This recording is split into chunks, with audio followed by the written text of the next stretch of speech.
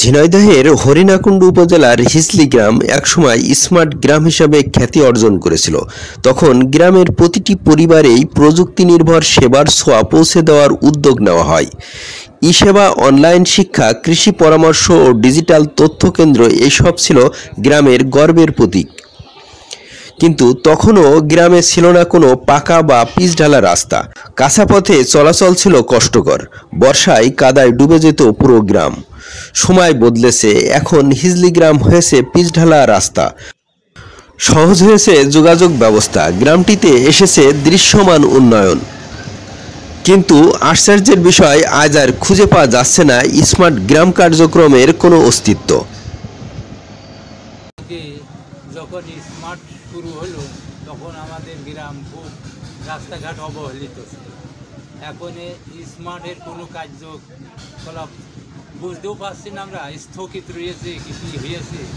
তা এখন তো দেখছি গ্রামে রাস্তাগুলো সবই ভালো আছে, আর স্মার্টের সময় তো হয়নি ভালো। এই রাস্তা হওয়াতে আপনার কেমন লাগছে? খুব ভালো লাগছে, রাস্তাটা সুন্দর রাস্তা আছে। এর আগে কেমন ছিল রাস্তা? এই রাস্তাটা কাঁচা রাস্তা ছিল, প্রচুর কাদা হয়তো চলাচলা সুবিধা ছিল মানুষের। এখন আলহামদুলিল্লাহ খুব ভালো। রাস্তাটা কাদা ছিল, মাঠে যাওয়া খুব কষ্ট হতো, খুব জিনিসপাতি নিয়ে যাওয়া কষ্ট হতো। এখন খুব সুবিধা আছে।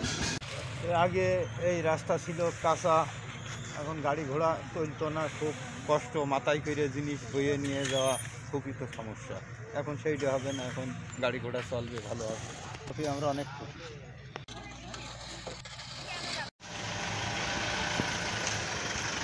এ বিষয়ে জানতে চাইলে স্থানীয় ওয়ার্ড মেম্বার আব্দুল হাকিম জানান, গ্রাম স্মার্ট ভিলেজ রূপান্তরিত হয়েছিল, কিন্তু খাতা কলম হয়েছিল, বাস্তব হলে সেটা হয়েছিল না। কিন্তু কিছুটা উন্নয়নের দিকে আমরা অগ্রসর হচ্ছি এবং আমার চেষ্টা আছে যাতে আমরা আগের রূপটা যাতে ফিরে যেতে পারি। আমরা এখনও আমাদের অনেকগুলো রাস্তা বাদ দেওয়া আছে এবং বর্তমানে আমাদের একটা রাস্তা হচ্ছে, সেটা হলো আমাদের একটি বড় পুরাতন ঘাট, ওই ঘাট হইতে আমাদের কবরস্থান পর্যন্ত। এবং আমাদের মেন রাস্তা যেটা আমাদের রাস্তা, আমাদের স্কুল মাঠ, ঈদগাহ ময়দান, সেই রাস্তাটা এখন অসমাপ্ত হয়ে আছে।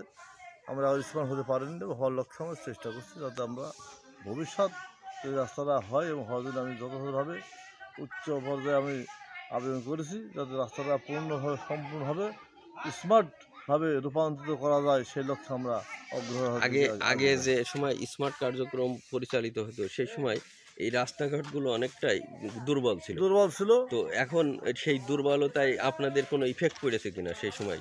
আমাদের তো সেই রাস্তাঘাট না থাকার কারণে আমাদের সেটা হলে বন্ধ হয়ে গিয়েছিলো, কারণ রাস্তাঘাট ছিল না।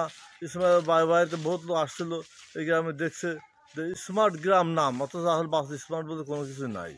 এরা আপাতত আমরা অনেকটা লক্ষ্য করছি যে কিছু অগ্রসর দিকে আমরা এগোচ্ছি আর কি।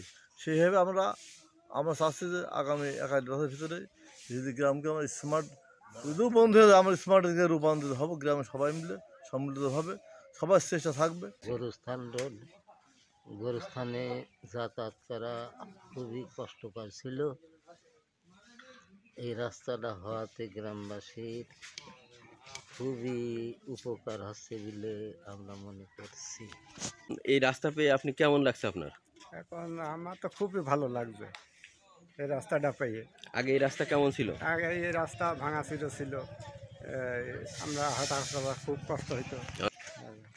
বড় যাওয়ার জন্য আমাদের খুব সমস্যা হতো, পাটখড়ি এবং বিচেলি নিয়ে যে গাড়ি যাওয়া চলাচলের খুব সমস্যা হচ্ছে। এখন এইভাবে আমরা গাড়ি বড়দের সামনে ভিড়িয়ে কাজকাম করতে পারছি।